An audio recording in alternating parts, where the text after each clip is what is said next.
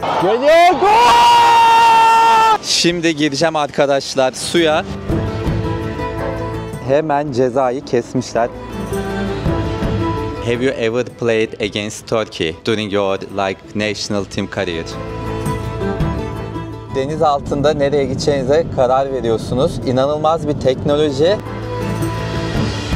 Masal gibi bir köy, bakar mısınız ya? Peki buraya insanlar nasıl olmuş da yerleşmişler? Arkadaşlar, Faroe Adaları'ndaki ikinci videomdan selamlar. İlk videomu eğer izlemediyseniz muhakkak göz atın. Çünkü adalarla ilgili çok detaylı bilgiler verdim. Onun dışında kıyıya vurmuş bir kambur balina gördük. Çok güzel köylere gittik. Onu muhakkak izleyin. Bugün de yine bizi bakalım ne deneyimler bekliyor. Hep birlikte göreceğiz ama kesinlikle yine şahane doğal güzellikleri göreceğiz.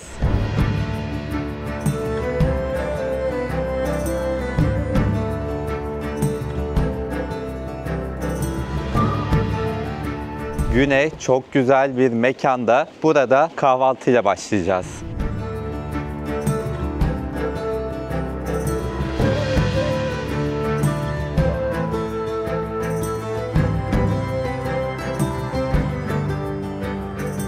Arkadaşlar, mekanın içi o kadar güzel ki 250 yıllık bir binaymış burası ve çok böyle sıcak bir ortamı var. Biz de böyle geleneksel buranın ekmeklerinden söyledik. Çok lezzetli oluyor. Merak ettim ben. Bunun fiyatı 55 kron. Yanında işte reçelimiz vesaire de var. Yumurtalar 25 kron. Kahve 35 kron. Su ise ücretsiz. Ekmeğin tadını çok merak ediyorum.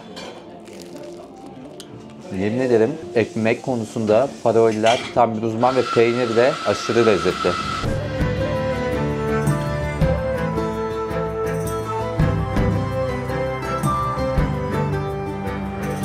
İlk videomda burada araba park etme kuralları ile ilgili bilgi vermiştim. Şurada gördüğünüz saati güncellemeniz gerekiyor demiştim. Park etmek ücretsiz ama düzenli güncellemek gerekiyor. Biz de dün gece koyduk. Sabah 9'da gelip güncellememiz gerekiyordu. Onu atlamışız, unutmuşuz ve hemen cezayı kesmişler. 200 kron. Aklınızda olsun. Kesmezler vesaire diye düşünmeyin. Bu saatleri güncelleyin. 8 saat park edilebilen bir yer burası, ücretsiz. O 8 saatin sonunda gelip güncellemek gerekiyor. Biz yapmadık, siz yapın.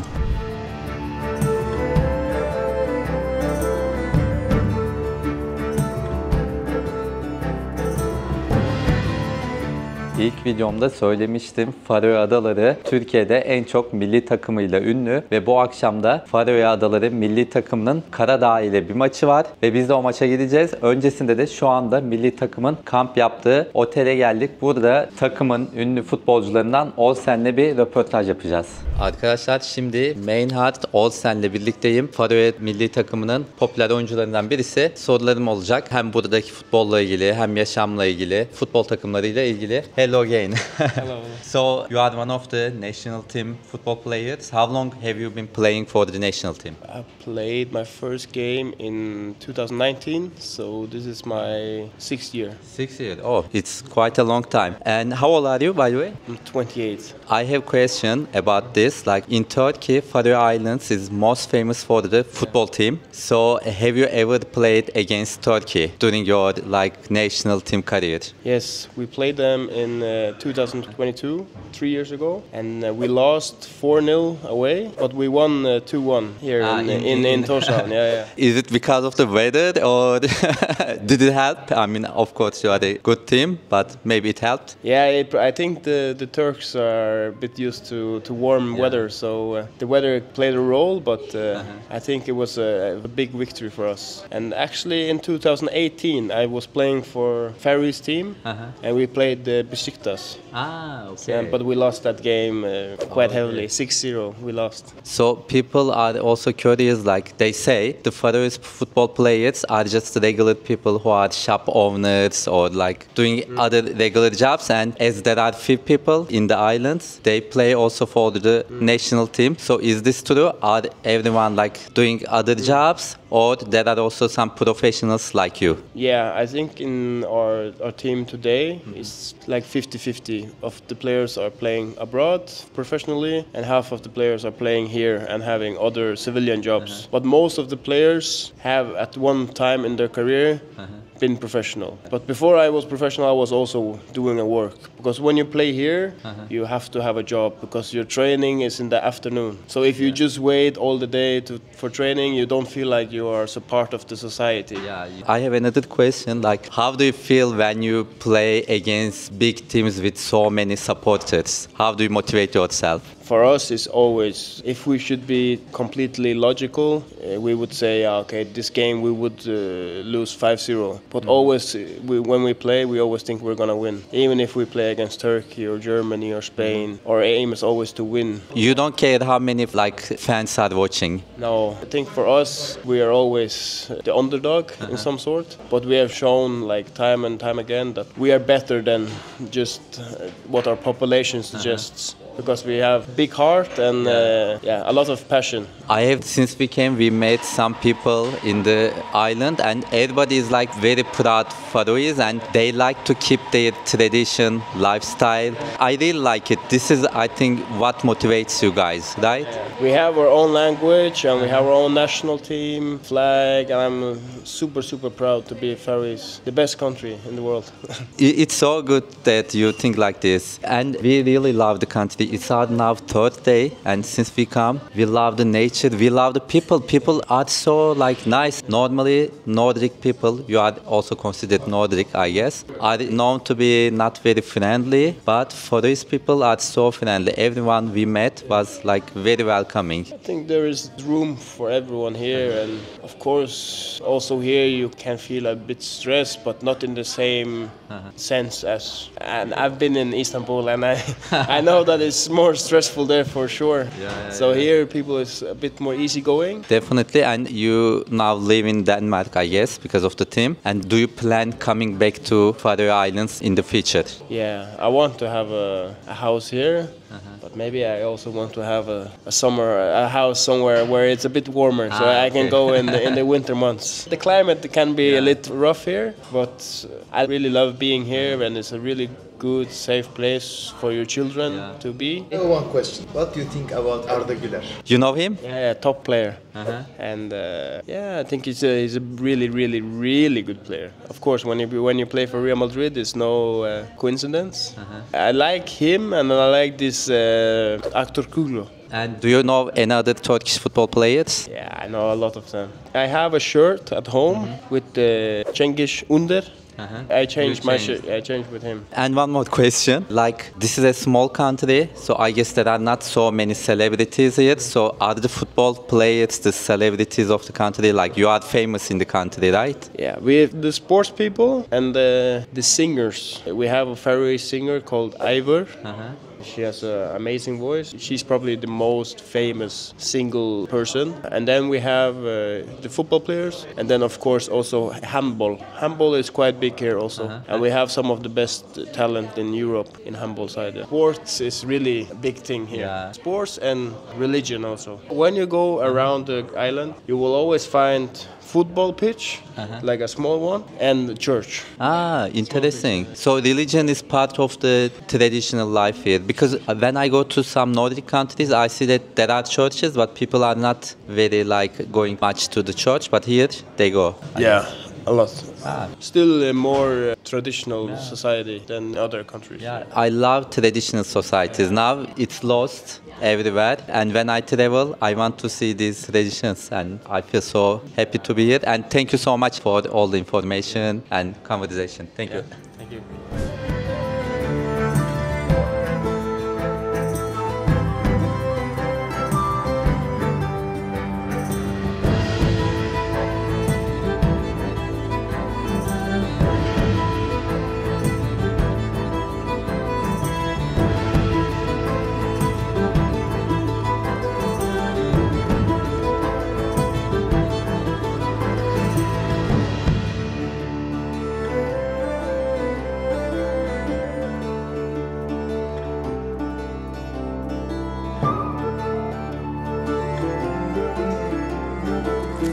Arkadaşlar şu anda çok acayip bir yere yürüyoruz. Bu yanımızda gördüğünüz su deniz değil, göl ve denize açılıyor. Üstelik denizin 40 metre üstünde inanılmaz bir görüntü ama hava nasıl Şamil, nasıl tarif edersin? Gayet günlük gülistan.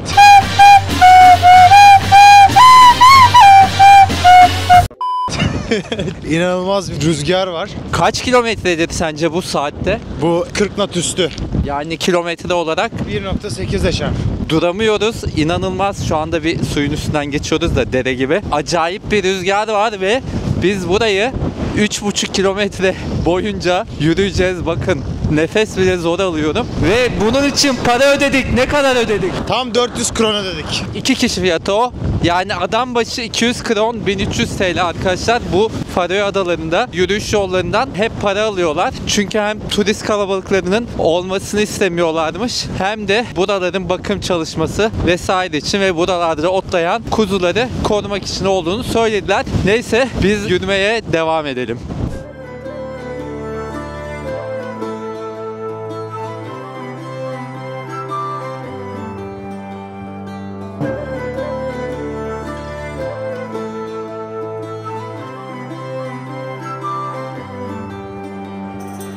Arkadaşlar yürürken bir konudan bahsetmek istiyorum. Bakın etrafta her yer böyle yemyeşil, çim vesaire ama ağaç yok. Neden?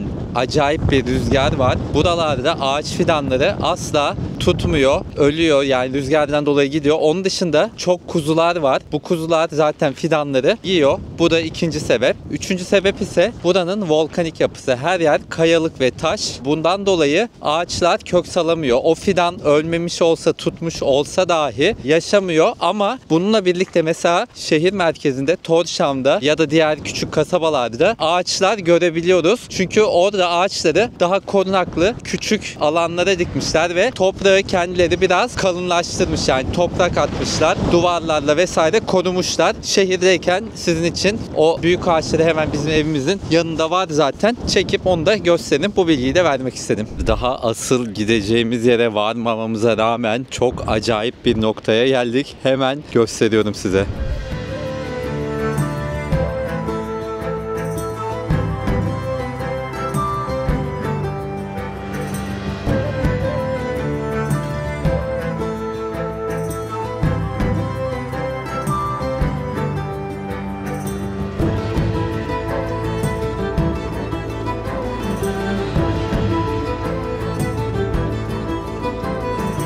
Valla video izlediğimiz, gördüğümüz kadar güzel gösteriyor mu bilmiyorum ama yani inanılmaz etkileyici. İnsan gözünü alamıyor o manzaradan, kayalıklara vuran dalgalardan. Motorun yaptığı dalga köpürtmesi. İnanılmaz bir şey ve sürekli şükredesi geliyor insanın. Şurada göl bile rüzgardan şu an inanılmaz dalgalanmış durumda. Bakın arkamda da deniz. Şimdi çok daha acayip bir manzaraya gideceğiz.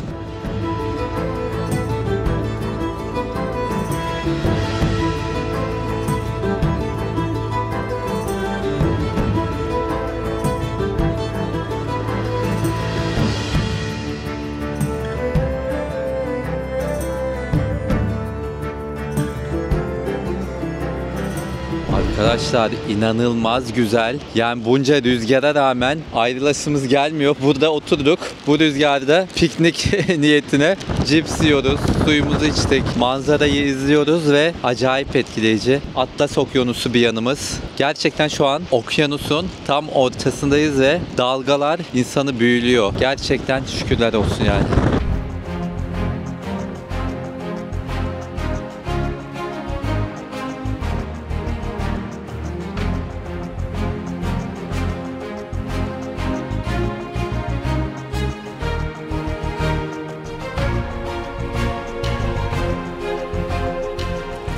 Arkadaşlar şu anda dönüş yoluna geçtik ama inanılmaz etkilendim ben buradan. Böyle okyanus, dev kayalıklara vuran dev dalgalar. Böyle insan böyle şeyler karşısında, böyle bir etkileyici doğa karşısında kendini çok küçük ve önemsiz hissediyor. Sonra bir yandan çok huzur dolarken bir yandan da insanın aklına geliyor ülkemizde yaşanan işte kötü şeyler, hukuksuzluklar, Gazze'deki soykırım. Ya diyorsun ki dünyamız bu kadar güzelken siz Siz neyi paylaşamıyorsunuz? İnsanlar neyi paylaşamıyor? Yani çok mu zor böyle güzel bir dünyada barış, mutluluk içinde paylaşarak yaşamak? Yani paylaşmak çok mu zor? Ya da insanca davranmak birbirine, doğaya, herkese karşı. Neyse buralar böyle insanı bu tarz düşüncelere sevk ediyor. Öyle içimden geldi, sizinle de paylaşayım dedim.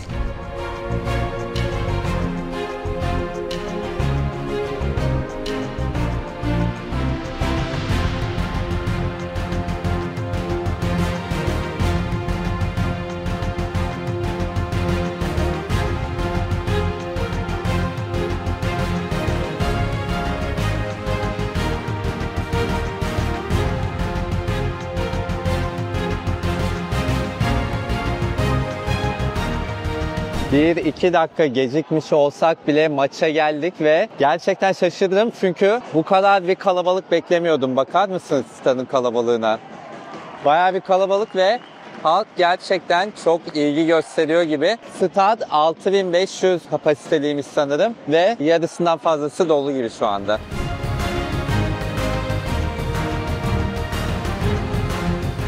Bu arada tam şurada kale arkasındaki Amigo grubu geldiğimizden beri hiç susmadı. Bizim arkadaşımız main hatta 10 numara şu anda. Gayet demin güzel ataklar yapıyordu. Faroe Adaları daha iyi oynuyor oyun başladığından beri Montenegro'dan. Neyse bize de o kale arkasında Amigo'ların üstünde ailesi için olan yerden ayarlamış ama biz burada izlemeye daldık. Hadi gidelim Şamil o tarafa. Tam biz oraya giderken Şamil Bu de... arkadaşın heyecanından golü kaçırdık. Bir tane gol göremedik. Yani Şamil demişti gel burada izleyelim ne işimiz var kale arkasında diye. Neyse kaçırdık. Faroe'miz bize hemen sertlendi. Faroe'miz 1-0 öne geçti arkadaşlar. Burası stadın aile lancı. Hemen maç orada. Bizim koltuklarımız orada ama böyle bir şeyler atıştıralım diye. Şimdi buraya geldik. Sonra tekrar maçı izlemeye dışarı çıkacağız.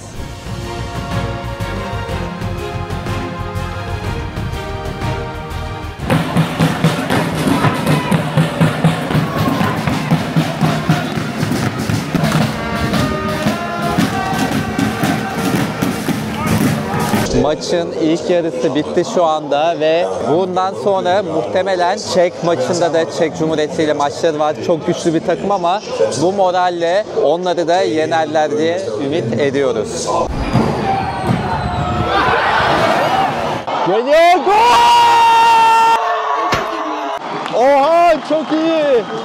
Helal! Helal! Bu kadar olur tam çekerken Hanus atmış 20 numara.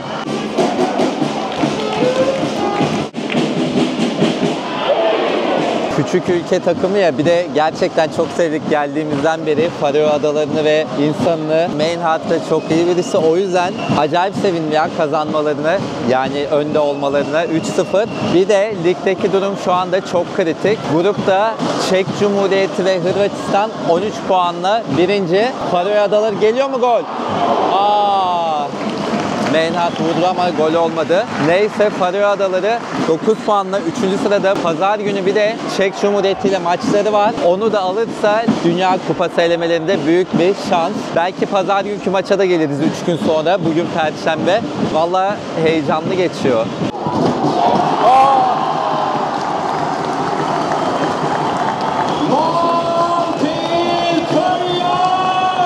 Vallahi şansı geldik Faroe Adalarına. 4. gol de penaltıdan geldi. 74. dakika biz artık girelim dedik. Çünkü bütün gün rüzgarda kaldık. Belki pazar günkü maça da tekrardan geliriz.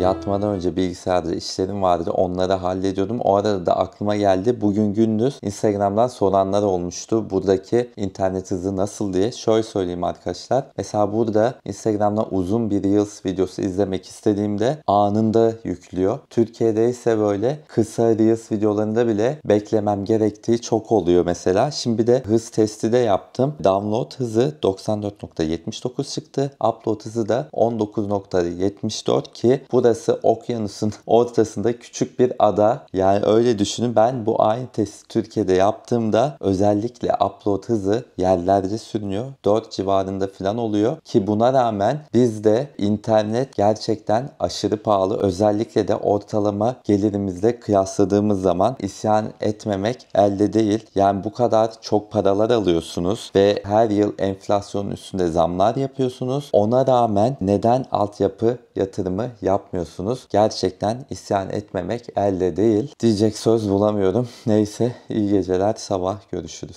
Günaydın arkadaşlar. Bu ilk evimizden ayrılıyoruz. Çünkü sadece 3 gün yer vardı. 3 gününe kiralamıştık. Şimdi bakın Şamil'de de valiz ben de aldım. Buraya çok yakında başka bir ev tuttuk ama inşallah bize erken çekin izni verirler sabah saat 10 şimdi. Değil mi ya, ne olacak? Hayatları çok rahat ya. Aynen. Bu arada dün bahsetmiştim ya, bakın ağaçlar var diye. Şurada mesela insanlar bahçelerin içine kocaman ağaçlar dikmiş. Bir iki sokakta da var böyle. Şu sokak galiba Şamil. Fotoğraflardan anladığım kadarıyla bu sokak olması lazım. Vallahi 1 dakika bile değilmiş yürüme mesafesi. Şu mavi ev. İnşallah bize alırlar. Eve geldik. Ev sahibimiz Ingeborg. Çok tatlı birisi. Can you say hi to Turkey? Hi, Orçun. Orçun. Orçun ya. Bize geldiğimizden beri sağ olsun çok böyle erken girmemize de izin verdi. Normalde giriş saat 2'de. Size dedi kurabiye yapacağım bir de, sağ olsun. Neyse, gezdireceğim evi zaten. Mutfağımız biraz küçük ama çok teknolojik. Şamil anlıyor bu işten. Kaç para demiştin sen buranın ederi? Şuna önce bir bak. He? Bak mesela. Bak. Bu ışığı açıyor sadece değil mi? Başka bir şey yok. Buz Evet. yapıcısı, suyu, her şey yani inanılmaz Aha. güzel. Çok pahalı ürünler bu arada bunlar. Ama tabii gelir düzeyi biraz yüksek olunca bunlara Onlara pahalı gelmiyordur. Aynen, normal ev eşyası gibi oluyor. Şu suda böyle bir sıcak su şeyi vardı. Bunda ister çok soğuk su yapabiliyorsun, ister normal ılık su, istersen de şuna basıp şöyle yapıp 100 derecelik işte çay suyu, kahve suyu hepsini yapabiliyorsun. Tabi burada su içilebiliyor. Yani su içilebiliyor. Türkiye'de biz onu çok kullanamayız. Türkiye'de buna veriyorsun 5000 euro para, bir de filtre habire değiştirmek zorunda kalıyorsun. Çok Değil mi? kullanışlı olmuyor. Burada da fırınlarımız vesaire. Burası da oturma odamız. Şurada sokağa da bakan bir manzarası var. Yani manzara dediğim evler, bahçe vesaire. Dışarıdan da görüntüsü böyle. O ilk geldiğimizdeki ön taraf üst kat. Orada kendileri yaşıyor. Alt katı da böyle kiraya vermişler. Fiyatı biraz pahalı ama biz ilk ev mesela 2 odası vardı böyle deniz manzarası. O da buraya yakın. 24.000 TL'ydi 3 gecesi. Yani gecelik 8.000 TL'ydi ki çok kişide kalabiliyor. Burası ise 27.000 TL'ye denk geldi. Yani gecelik 9.000 TL. Burada 4 kişinin kalması çok mümkün olmaz. Ama şu anda seçenekler çok azalmıştı. Mecburen tutmak durumunda kaldık burayı. Eğer erkenden rezervasyon yapılırsa ucuza yerlerde bulunabiliyor. Yatak odası da böyle küçücük bir yatak odası var.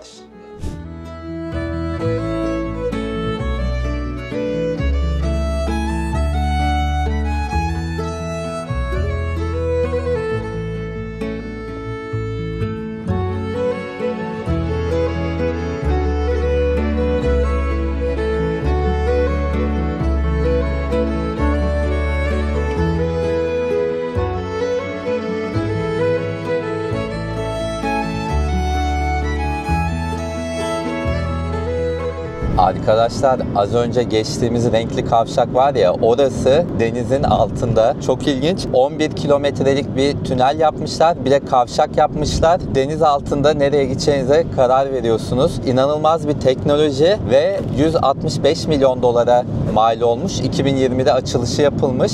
Şimdi maliyeti bizim Avrasya Tüneli ile kıyasladığımızda Avrasya Tüneli 5 kilometre ve 1.2 milyar dolara mal olmuş. İnsan düşünüyor bu aradaki fark neye dayanıyor diye. Teknik konular desek bu kadar çok olması gerçekten mümkün değil gibi ama bilenler varsa lütfen yorumlara yazarsa sevinirim. Neyse, bu tünellerden geçiyoruz ya biz sürekli, denizaltı tünellerinden. Bunlar için geçerken ücret ödenmiyor ama arabayı kiraladığımız zaman bir depozito çekiyorlar. O depozitodan düşüyor. Bu geçtiğimiz en uzun tünellerden birisi idi, en son az önce geçtiğimiz. Onun ücreti 175 kron ama bu sadece turistler için geçerli olan fiyat. Çünkü buranın yerlileri, burada yaşayan halk senelik 200 krona bir kart alıyorlar, geçiş kartı, ve onlara çok çok daha indirimli bir fiyat oluyor. Yani yerlileri turistler kadar yüksek para ödemiyor oradan geçişe.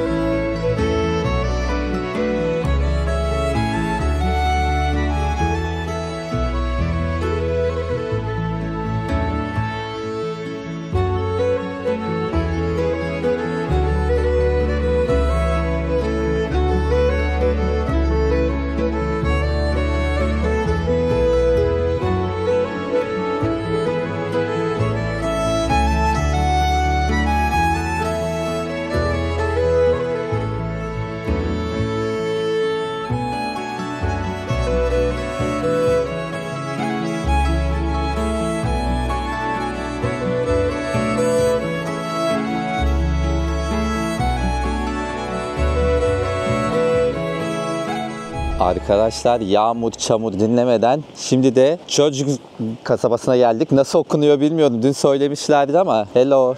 Ay, böyle küçücük bir köye geldik ama masal gibi bir köy, bakar mısınız ya? Sadece 19 kişi yaşıyormuş burada. Halbuki çok daha fazla ev var. Ben de merak ettim ve öğrendim. Artık daha çok böyle yazlık ev olarak kullanıyorlarmış burayı. Kışın çok fazla insan yaşamıyormuş. Bu evler o yüzden bu kadar fazla ama inanılmaz güzel ya. Masal gibi.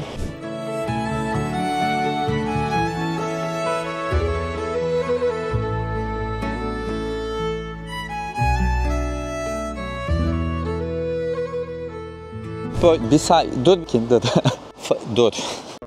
Faroe Adaları okyanusun ortasında, her yere uzak bir konumda. Buraya en yakın yer güneyde Büyük Britanya, İskoçya kıyıları yaklaşık 420 kilometre, İzlanda kuzeybatıda 450 kilometre, Norveç ise 675 kilometre uzaklıkta. Hele Danimarka 1200-1300 kilometre uzaklıkta. Peki buraya insanlar nasıl olmuş da yerleşmişler? Hemen onu anlatacağım size arkadaşlar. Buraya ilk yerleşim 800'lü yıllarda olmuş. Vikingleri biliyorsunuz. Zamanında çok buralarda terör estirmişler. Buralarda dediğim İskandinavya'da, ve 800'lü yıllarda öncelikle Britanya adalarına gitmişler. Oradan da buraya geçip Faroe Adalarına ayak basmışlar ve burayı kendi evleri yapmışlar. İlk yerleşen kişiler onlar, ama onlardan yaklaşık 100 yıl önce buraya İskoçyalı rahiplerin de geldiği söyleniyor. Ama onlar bir yerleşim kurmamış. Yani buranın geçmişi Vikinglere dayanıyor ve çok izole bir coğrafya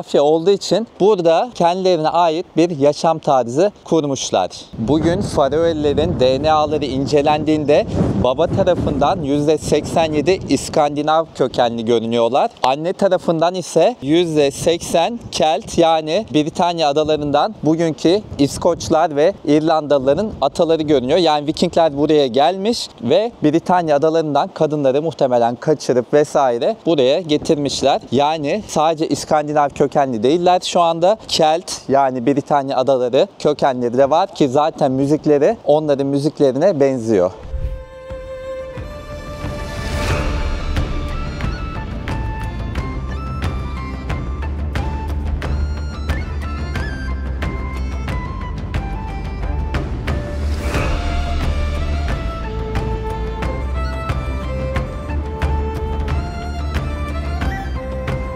Şamil, sen Vikingleri izlemiş miydin? Evet, evet. Ben hiç izlemedim. Buraları daha iyi anlamak için değil mi? Belki de izlemek burası lazım. Direkt Valhalla. Değil mi? Aynen. Yani izlemesem de az çok biliyorum ama Vikinglerin cenneti yani bence burası gerçekten. zamanında vallahi burayı kendilerine cennet İnanılmaz, yapmışlar. İnanılmaz güzel. Bu arada belki birazdan bir çılgınlık yapacağız. Ve Şamil diyor ki derede akarsu bu. akarsu, dere, işte dereye gidelim yüzelim diyor ama gerçekten güzel görünüyor. Ben normalde üşenmem, üşenesim geldi. Yok gireceğiz. Gidelim mi? Gireceğiz.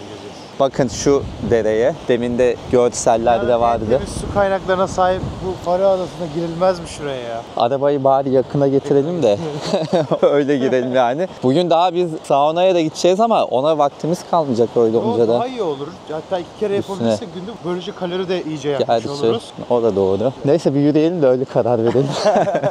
Belki yok kesinlikle. Şimdi gireceğiz, kaçmak yok. Hadi inşallah.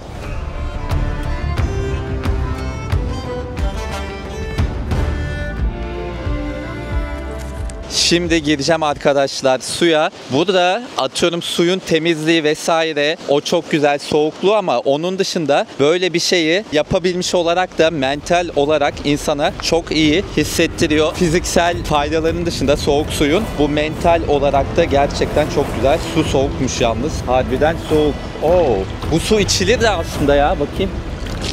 Çok lezzetli. Of. Ayaklarım üşüdü. Çöküyorum. Hazır mısın? Oh, oh, oh.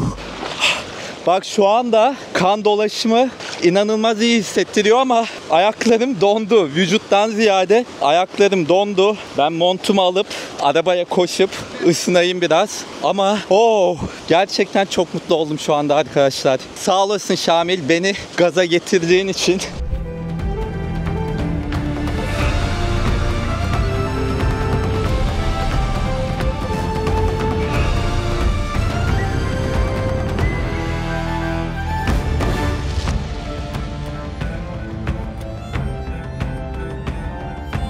Arkadaşlar videomu buraya kadar izlediyseniz ve beğendiyseniz sizden bir ricam olacak. Kanalıma da abone olursanız beni çok mutlu edersiniz. Bunu hep söylüyorum bütün videolarda. Çünkü hatırlatmadığım zaman unutabiliyorsunuz, aklınıza gelmeyebiliyor abone olmak. O yüzden sizden şimdi ricam ertelemeden videoyu durdurmanız. İsterseniz televizyonunuzdan, isterseniz elinize telefonunuzu alıp YouTube uygulamasından kanalıma abone olmanız. Telefonu elinize almışken bu videonun altına bir yorum da yapabilirseniz çok sevinirim. Yaptığınız yorumlar videolarımın daha çok kişiye erişmesini sağlıyor ve bu da beni çok motive ediyor. Çok sağ olun desteğiniz için.